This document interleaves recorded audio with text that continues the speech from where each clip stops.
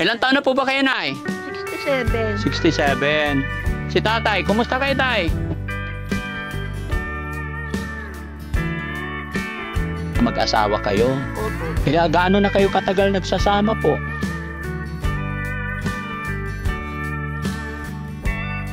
'67 na si Nanay, bakit isipa kayo, Nay, na mag-asawa?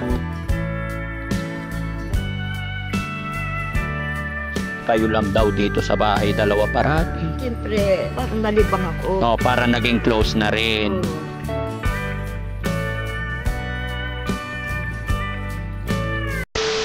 Yun, mga kababayan, mga kabarangay, no?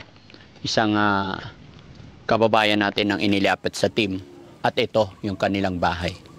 Kunti na lang, mga kababayan, parang tagilid na yung mga poste, tutumba na. Kaya pupuntahan natin kung anong pwedeng itulong. Kaya lang, ayon po kay bakas ni Tax. Ano yung Tax? Mag-asawa sila? Mag-asawa pero hindi na amin. Ha? Hindi na amin, boss. Pero mag-asawa daw. Sabi-sabi dito. Pero okay lang yung tignan natin, mga kababayan, kung anong pwedeng itulong natin sa kanila.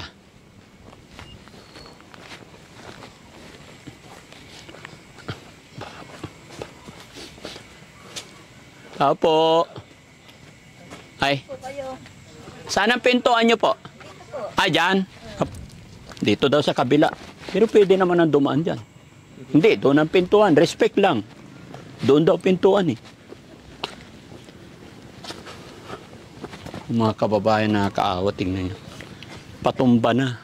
No? Paano pag tuluyan tumumba to? Nandyan sila sa loob. Hello, Nay! Magandang hapon! Ayan. Kumusta po kayo dito, Nay? Ito po, mabuti naman na naghihirap ni. Naghihirap. Ilang taon na po ba kayo, Nay? 67. 67. Si Tatay, kumusta kayo, Tay? Hindi po tatay yan.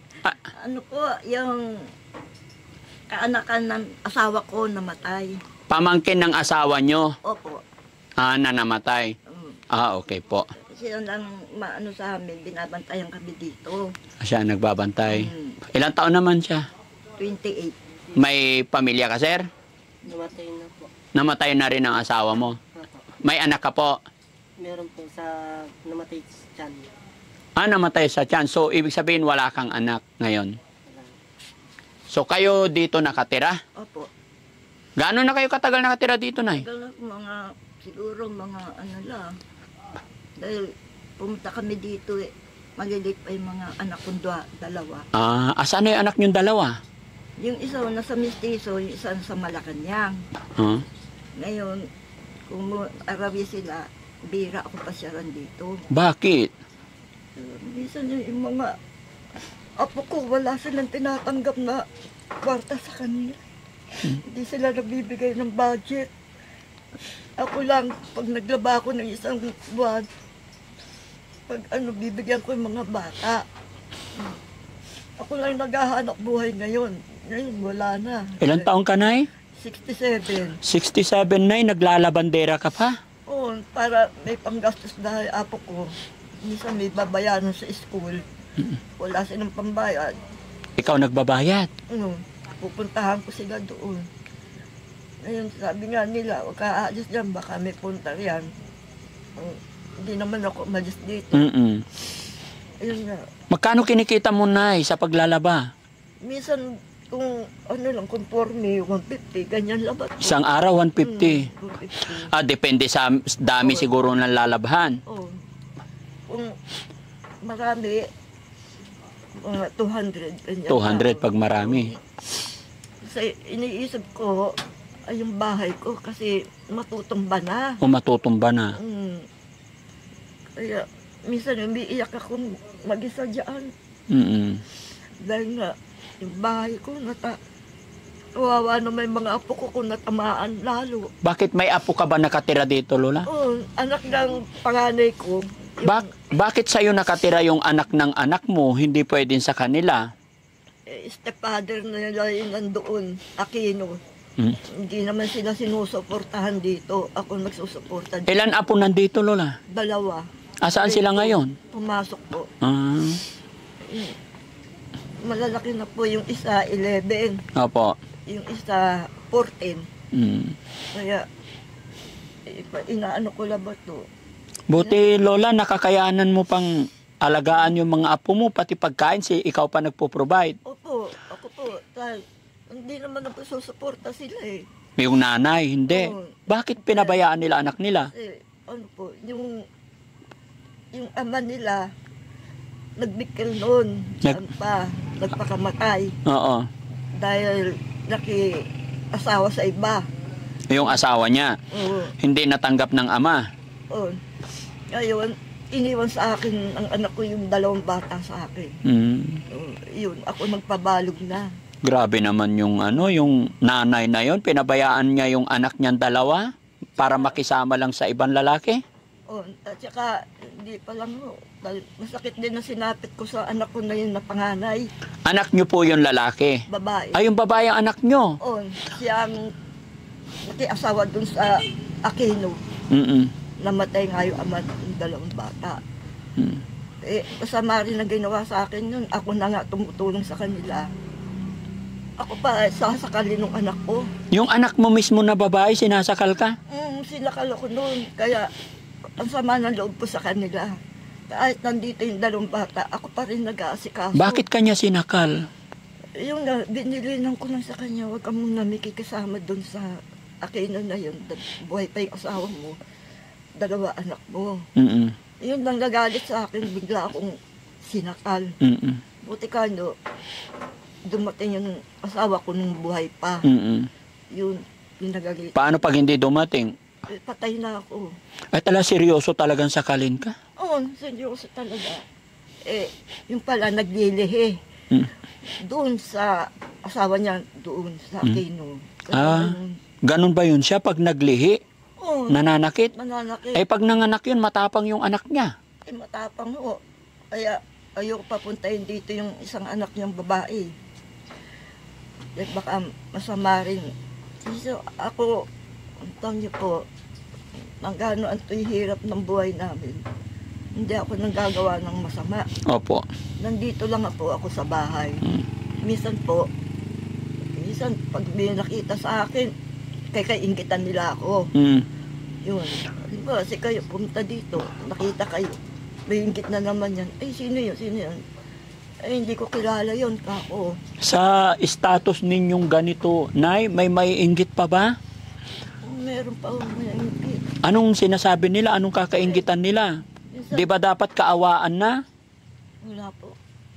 Ako pa nga minsan aawayin dito sa bahay. Bakit Hindi naman ako lumalabas ng bahay. Nandito lang ako sa amin. Kaya minsan sumasama ang loob ko dahil wala na nga yung asawa ko. Siya lang kasama ko dito. Tapos papasok yung 2.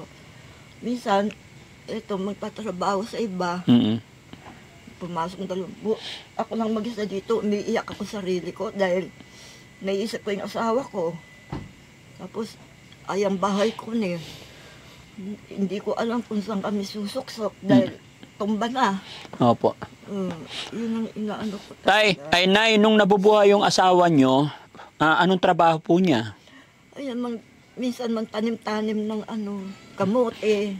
Kung minsan, Itong lupa, Nay, sa inyo? hindi po, lang po kami. Kasi dito, mayroong matanda na, tsaka masikin. Mm. Ngayon namatay na sila.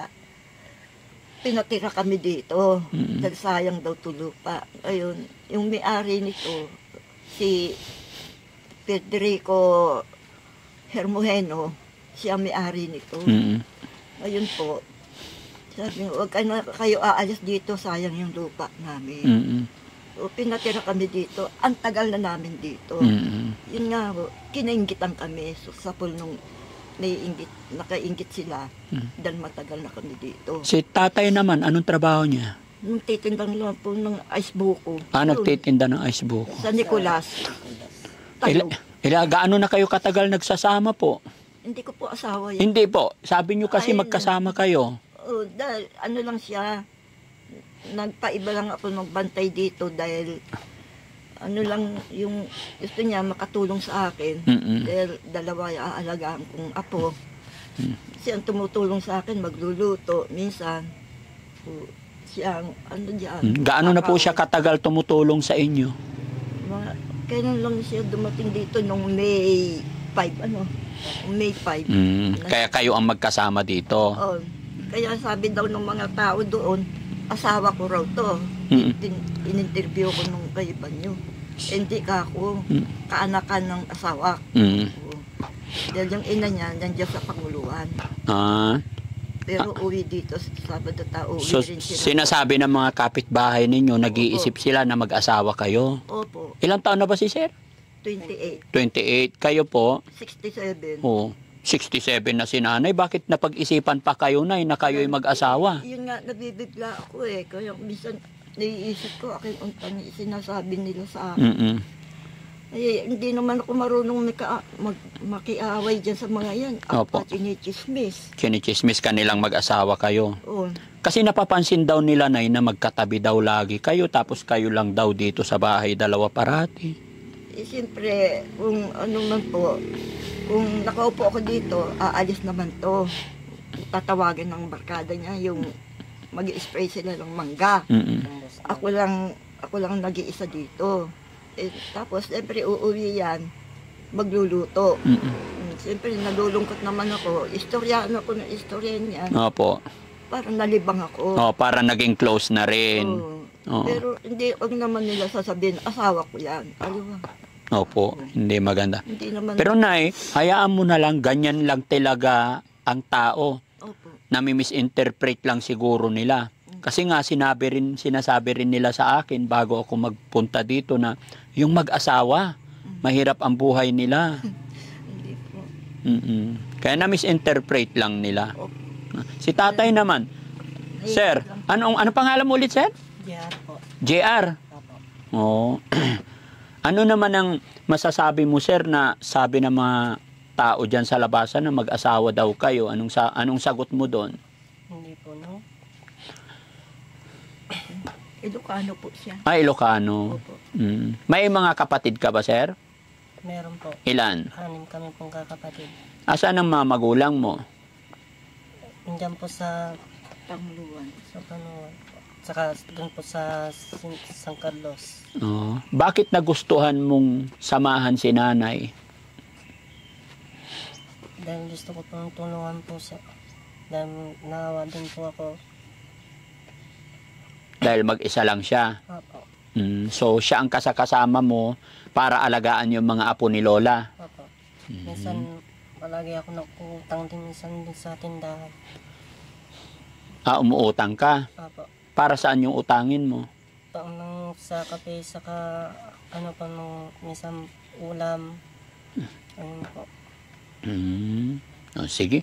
Ano na masasabi mo doon sa chinichismis nila kayo? Kasi sa totoo lang, talagang chinichismis ng mga tao na mag-asawa kayo. Ano masasabi mo doon? Para matigil na yung mga haka-haka nila. Sabi ko Kasi naman, bulak po ako, hindi ko kayang diretsain. Ano? Bulal po ako. Oo. Kahit bulol, okay lang. Anong sagot mo sa mga sinasabi nila? sabi ko naman, Nahirapan po ako sa bigkas. Sige. Si nanay. Nay, ano ang sagot mo sa kanila para matigil na? sabi ko, kung sinasabi niyang asawa ko yan, huwag yun sasabihin yan, dahil pamangkin ng asawa ko yan. Tsaka, ang gapi karapatan niyo mag-usga kayo. Tama. Hindi niyo alam. Kung anto'y hirap namin, kaparan niyo rin kami. Kaparan niyo rin kami. Kung huwag niyo kami gaganyanin. Antay yung hirap ng buhay namin. Hindi kami manggagawa ng maugawas. Tapos ganyan sasabihin niyo. Dapat tahimik kayo, huwag kayong magmamaritis tungkol sa amin. Hindi naman namin kayo pinapakialaman. Opo. Wadya kami. At papakialaman kami dito. Opo. Yun ang iniisip ko. Sumasama ang loob ko. Kaya kung buhay pa yung asawa ko, hindi mangyayari sa akin yan. Opo. Ang sakit-sakit na lang ng kalooban ko nung namatay yung asawa ko. Ako halos nang bantay sa kanya ospital nung nagkasakit hanggang nung namatay dito. Ako pa rin. Walang tumulong sa akin. Opo. Kahit yung mga anak mo na, hindi ka natulungan. Wala binibigay sa akin. Dapat na ang tutulong sa'yo sa ngayon, ang mga anak mo eh. Minsan, kung maglabada ako, may apag pa. May apag ni sa akin. Oo. Yung anak mo pa ang hihingi sa'yo. Kung hindi sila makaawat ng 4-piece, si Karam makakawat, ako hindi pa. Mm-mm. Yung mga anak mo may 4-piece. O, Ikaw wala. wala pa. Hindi pa ako nakakaawat. Dapat Wala. meron. Wala pa, hindi pa, hindi pa kami tinawag. Dapat nga pati senior na ako. Opo. Wala pati senior. Bakit? Hindi pa ako nakakatanggap ng senior hanggang buhay pa yung asawa ko. Anong nangyayari sa gobyerno nyo? Bakit? Sa edad nyo yan, may senior, tapos sa status ng pamumuhay nyo, dapat kasama po kayo sa 4-piece. Sa inuuna nila, yung mga datihan na nakakawat ng senior, ako, balo lang. Hindi pa ako nakawat hanggang maminsan. Oh. Kaya, may Baka hindi ka pa nakapag-submit ng mga dapat mong isubmit, Lola. meron na ako, ID. Ano sabi nila? Bakit hindi ka kasama? Alagar ka lang, alagar. Pero, forma na yung record ko. Meron naman na. Meron na yung form ko. Ipag-pray mo lang na, baka sakali dumating na rin, baka nilalakad na rin, no? Kaya lang, problema, baka darating yung 4-piece mo, pagpatay ka na. Yun na ang problema. Huwag naman sana, ano? Kasi ilang taon na si nanay. 67. 67 na, nakakaawa.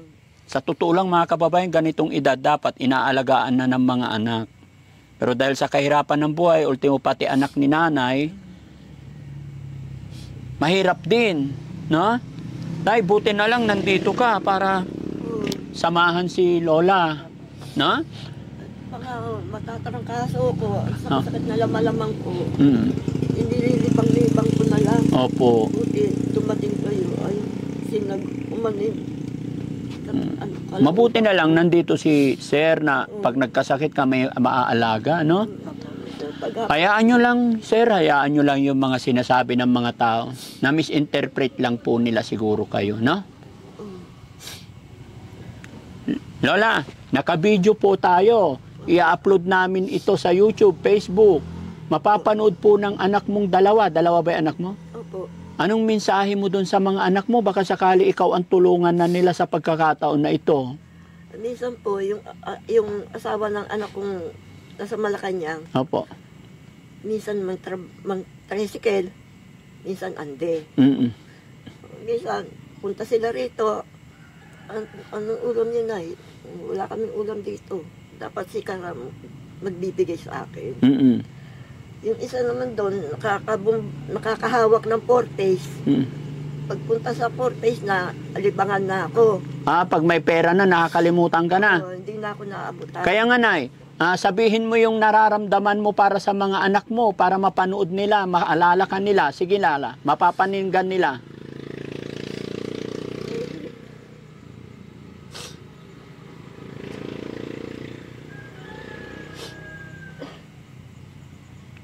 Ang sama-sama ng kalooban ko sa kanila. Bakit? Man nga, sinabi ko sa inyo na nangangaling ako, kung pupunta sila rito, ako sila bibigyan dahil nga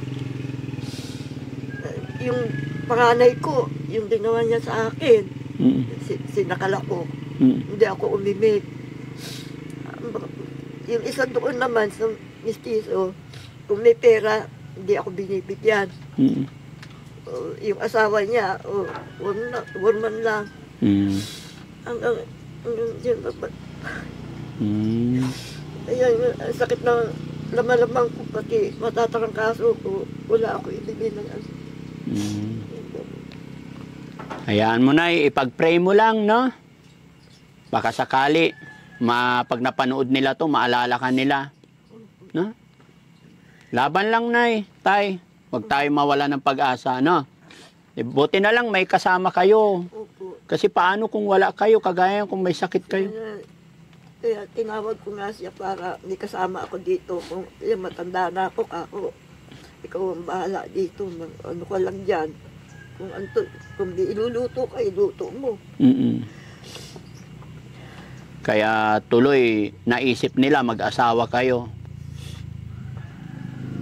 Sabi ko, kung gusto ko raw mag-asawa, okay daw sa kanila. Sabi ko, mga anak, ayoko nang mag-asawa. Bakit? Baka na naman makakuha ko ng asawa na lasinggero. Ipukpuk ko na naman sa ulo. Ayoko na. Pero siya naman, hindi naman naglalasing. Hindi naman. Mabait naman. Pero lola, kung makahanap ka ng hindi lasinggero, pwede pa. Ayoko na. Ayaw mo na. Ayoko na talaga. Amay, iyon ang sinumpa ko sa asawa ko na Oo. namatay. Opo. Hindi ako mag-aasawa. Yan sinusumpa ko sa iyo. Oo, tsaka matanda na rin lola, no? Eh, namatay yung asawa ko, 76. Mm-mm. Eh, 77 ko lang. Sige lola, bago ang lahat lola, magpapakilala po ako. Ako po si Daddy Frankie. Opo. Opo. Kaya lang kami nagpunta dito para kumustahin kayo at isa na rin yun yung sinabi ng kababayan natin na sinumbong nila yung kahirapan ng buhay nyo rito. Yan, pahingi nga isang sakong bigas guys. Yes po. May bigas pa kayo rito lola? Yung konti na lang po. Ilang takal? Ilang kilo? Siguro sa kayo, pati ng litsin na lang. 4 na gatang na lang. Isang saingan na lang. Oh, para mamayang gabi na. Para mamayang gabi lang. Eh paano bukas? Oh, bahala na po. Bahala na. Nakakabahala naman po yung ganun lola. Yung bukas walang isasaing. Eh, ano ko naman po. Kasi ano ko, parang gusto kong merong panggastos naman para sa bahay. Yung binibili na sila kape, kape sa umaga, magkakape ako. Gusto mo magkape sa umaga? Walang pambiling kape. Wala. Nakakaawa naman. Kaya nga po, umiyak ako sa inyo eh. Oo. Gusto mong humingi ng pambiling kape. Oo, Wala kang pambiling... ulam namin, wala. Wala. Yun mga kababayan, mga kabarangay, si Lola nakikiusap kahit pambili lang daw ng kape. Tignan mo nga naman kung gaano kasimple. Mabait naman po ako sa kanila. Opo. Bakit ginaganyan nila ako? Oo. Kaya, ang sakasakit sa paluubang ko hanggang ngayon. Iniisip ko hanggang matutulog ako. Iniisip ko sana walay grasya ang sabi. Para hindi ako ganito. Sige Lola ha. Hayaan mo lang Lola. May awa ang Diyos. Guys, akin na yung bigas. Kasi 4 na gatang na lang daw dito. Ayan Lola. Gaya ng sinabi ko, no? Ayan, para may pangsaing kayo. Thank you Kuya Christian. Thank you po. Happy ka ba Lola na may bigas ka na? Opo, masaya na ako. Masaya ka na. Yung problema ko lang pambili ng ulam. Ulam na lang, tsaka kape. Lola, maraming makakapanood nito. Pwede tayong humingi kahit pambili lang ng kape. Anong sasabihin mo sa mga kababayan natin? Sige Lola, bibigyan kita ng pagkakataon makahingi para mabigyan tayo ng pambiling kape. Eh, balbalag na papasalamat ko na nakapunta kayo dito sa aming bahay na bungalow. Opo.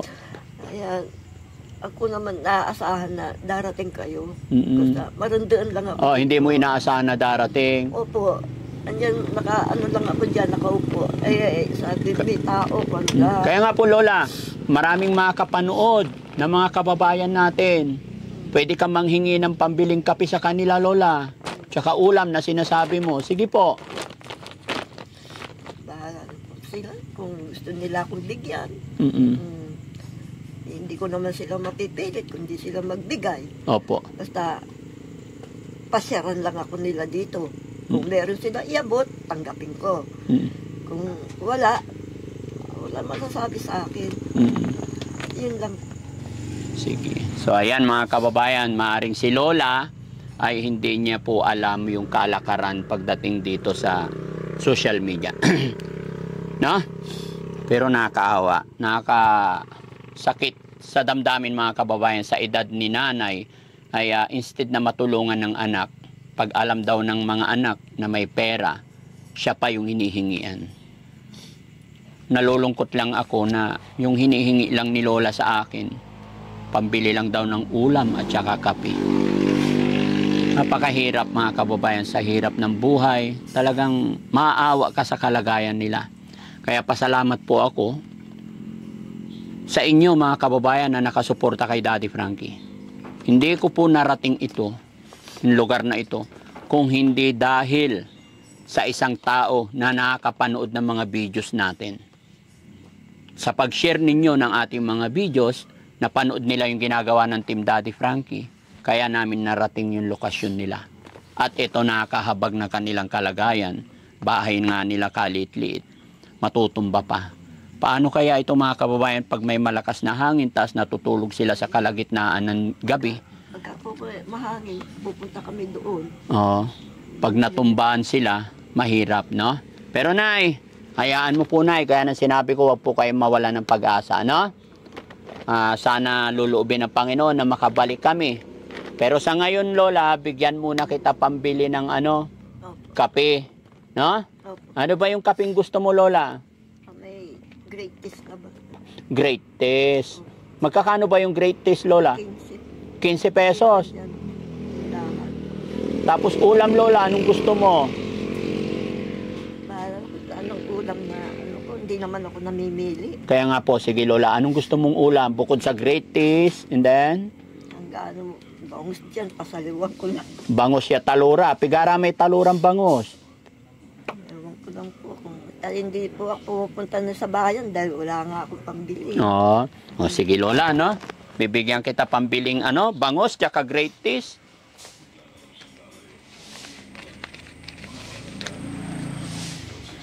Loobin ng Panginoon, Lola, na makabalik kami dito, ano? Bibigyan kita pambiling kape, Lola. Ito po. Pambiling kape, no? Tapos ito naman, ulam. No? Pwede na po ba yan, Lola? Pwede na po. Happy? Happy na po. Dahil mabait si Lola, dagdagan ko pa, Lola. Pagbago, papasalamat ko sa inyo. Kung buhay pa yung asawa ko, hindi ako ganito maghihirap. Eh ngayon namatay. May inutang pa namin yung Apolinaria di na yung binayaran ng sekretarya. Ayun nga ba't po, Sige Lola, huwag ka mawala ng pag-asa. opo. Malay mo, makabalik pa si Daddy Frankie dito. Huwag po kayong madidirya sa akin. Ay, hindi po Lola. Na yung bahay ko, Huwag ka na umiyak, Lola. Ha? Laban lang po. sumaya yung kalooban ko nung nakarating kayo lahat dito. Salamat. Praise the Lord. Thank you kay God. Nakarating kami dito. Papasalamat po ako kay God. Opo. Si kayo po. Tama po. Unahin natin lagi si God, no? Opo. Siya lang ang may alam ng lahat, lalong-lalo na sa kapalaran natin. No? Opo. Iiyak natin lahat yung problema, kaligayahan natin, lahat. Sangguni lang natin kay God. Opo.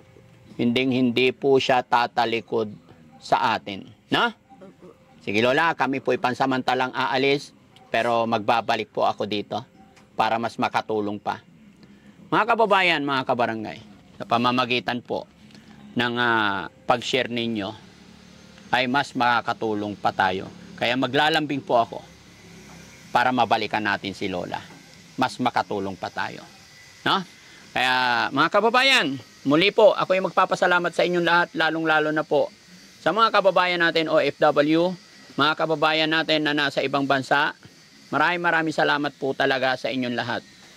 Paulit-ulit ko pong sasabihin sa inyo na hindi po magagawa ng inyong lingkod yung mga pagmimigay bigas, mga konting tulong, kung hindi dahil sa suporta ninyo.